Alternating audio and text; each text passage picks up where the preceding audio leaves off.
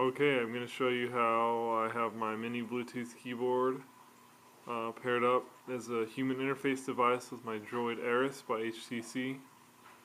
So the first step you're going to want to do is make sure that you have Bluetooth turned on. That's an important step. I just have a nice widget on my home screen that can turn off. You can customize it. I think it comes with HTC devices. So the first step is you have to get this app called BlueInput. I think it's from a company called TechSoft. I should have a link so where you can download it. It's free, although if you can buy the registration code, and if you don't have the registration code, every time you start it up, it'll just say this is unregistered, please register. I think it costs like $7. It's probably worth it in my opinion. So the first step you're going to want to do is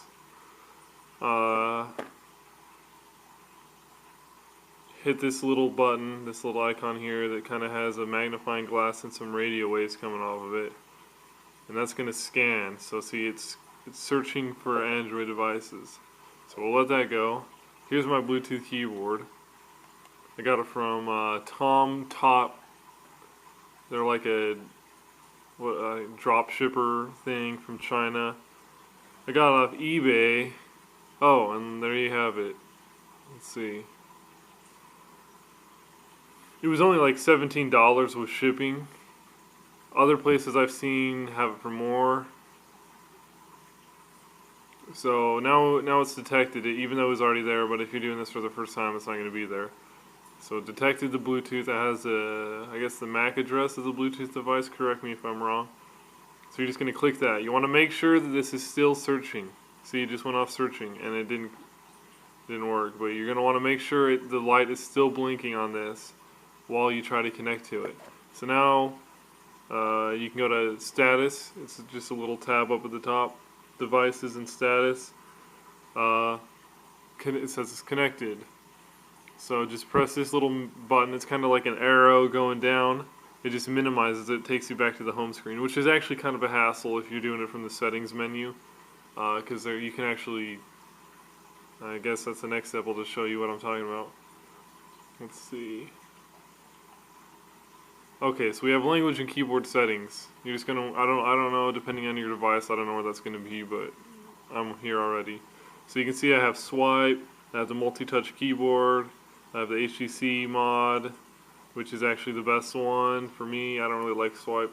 Then we have BlueInput. You're going to want to make sure that this checkbox is checked for BlueInput. And then you can, as I was talking about before, you can go to BlueInput settings, and then you're pretty much taken back to where you were. And see, this is kind of hit and miss. So, oh, it looks like my cat is going to come say hello. So yeah, you can see the disconnected. I honestly, I don't know. This is like crazy. It seems like once you get it going, it's great, but until that, it's just like, it's weird, because especially fail the connection. Yay. See, I'm gonna want to make sure. I just have this little button. You just kind of have to. I don't really even know. You kind of have to press it down. My cat's whipping my face with my tail. She's whipping the camera. Get out of here. Get out of here. Okay, now we have it searching again. Make sure it's discoverable. I guess that's what this flashing blue light. And as soon as it gets connected, the light's going to turn off. So now we have it connected. Minimize that. And it just takes you back to the home, even though I was in the settings. So if you wanted to change something else in your settings, like, I don't know, anything, I guess, it just takes you home, which is kind of annoying, but not really that big of a deal. So let's test this out now. I'm just going to go to a message. Oh great, never even sent. Okay, so this is the next thing that's kind of tricky. Took me a little bit to figure it out. See, even though we have it connected and everything, I mean, you can see the Bluetooth icon, it's still the keyboard. You have to change it. So you just long press on the input box, select input method, and you can see I have BlueInput. Actually, I don't know if you can see that, but there's BlueInput up here at the top.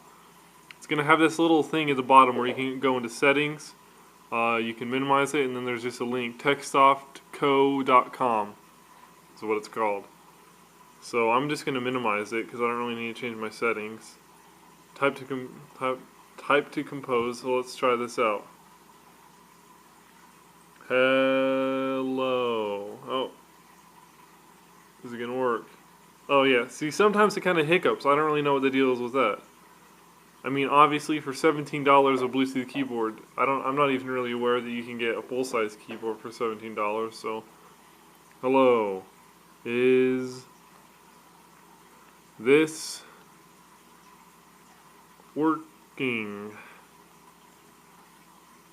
And it is. It is working. So that's great. I'm just going to close that so it doesn't save as a draft.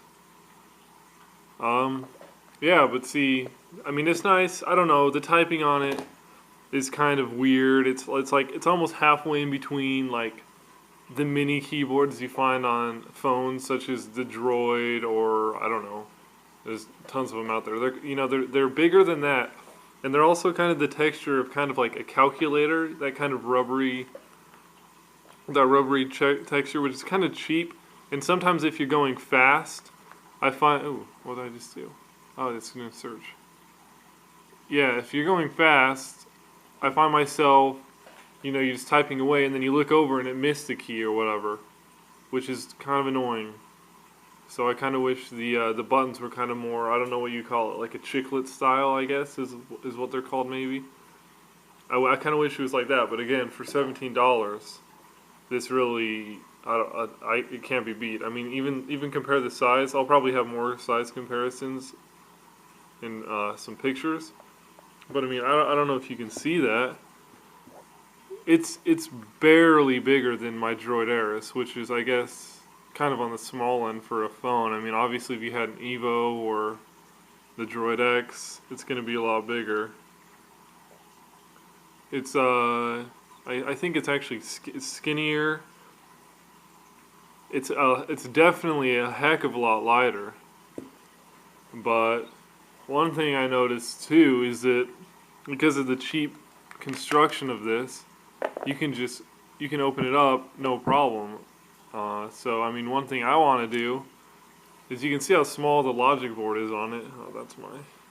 Watch out! This thing, it's a little switch that turns it on and off. It kind of goes up on here. That can fall off when you take it off. So if you take it off, make sure that doesn't fall off. Or if it does, make sure you know where it goes. Yeah, so you can see, I believe that's just the Bluetooth module there. There's a battery, USB port. There's not a lot. So the only thing is on the front there's this button here that sets it into search mode. And there's a couple LEDs there. One idea I had was that I would like to someday eventually make kind of a case for this, so the gamepad would just come off the side. I know that's kind of ambitious, but I think this would make a great. Ooh, there we go. This would be great for a project like that because it's so small. You could literally put this all on the back of it and only have to raise the case up ever so slightly. So I don't know. That's one thing I thought of. It'd be great for you modders out there that want to change it however you want. Let's put it back together, and I'm going to show you just one last thing. That's actually the reason why I even wanted this in the first place. Let's see if I can get it back together.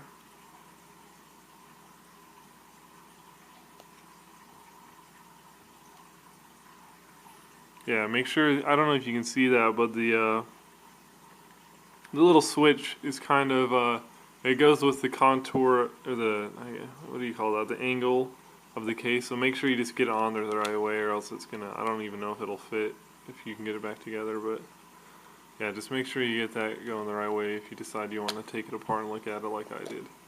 And then you just, I don't know, you're going to want to make sure that this is the top. It has like the 2 spots for the LEDs. So you're going to want to make sure that. And pretty much from there, it's really self-explanatory in my opinion. You kind of just, it's kind of weird. You kind of have to like snap it on diagonally and kind of hold it down while you're snapping the rest of them on because they like to pop off. But once you get it going, it's great. So there we go, back together. Last step, I'm just going to show you guys what I bought it for. And again, like I said, the driver is kind of iffy. See, now it's not connected anymore. So we're going to just have to put this back into roaming, or discoverable mode, sorry, not roaming. Oh, make sure it's turned on. There we go, it's searching. So we're going to go back to the devices. It'll save the device. Click it, now it's connected, great. Now, let's just make sure that it's working. And it is. Great. So this is why I bought it. Game Boy Light, an awesome Game Boy emulator for the Droid. I'm just going to launch this up. I'll try to hold these on the top of each other. I just have a map, so K and L are A and B, WASD are diagonals. It's kind of weird. You can hit S and D at the same time and it will go diagonally, but it's not really possible to hit W and D. So I have E and Q set up as diagonals for the top left and top right. Space is start, control is select, and in Game Boy you can set that. He actually has support for like an external keyboard, so that's really good. I'm glad he decided to include that. So here we go. I have sound turned off right now, and I also have the overlay keyboard. I forgot to turn that off. You can turn the overlay keyboard off because, I mean, I don't know. That's just what I found. When I was trying to play this, it was just not working out. So let's load it up. I don't know if you can see that. This is Mother 3, by the way. If you have not played this game, you owe it to yourself to play this game. In my opinion, this is probably the single-handed best game ever made in the entire world. I don't even care if you're an RPG fan. I don't care anything. This is the best game in the world. So here we go. I mean, you can see it's working. Oh, he's gonna shock me because Facade is a jerk. Animal cruelty. I don't think PETA would be too happy about this game. Yeah, so I mean, you can see yourself it's working. I'm kind of have to hold this up for yourself. There's my cat again. But you can see it's working. I'm kind of rambling on at this point, but I think you'll enjoy it. I know I've seen a lot of confusion about Bluetooth keyboards. I'll post links to where I bought this from. I'll post links to the BlueInput app. Do not ask me where you get a Game Boy BIOS or any ROMs. I will not respond. In fact, I'll most likely just delete your comment. So don't ask me. But honestly, I can't believe that if you'd be here right now trying to figure out how to hook up a Bluetooth keyboard to your Droid, that you wouldn't be able to figure out where to get ROMs from. So, alright, that's it.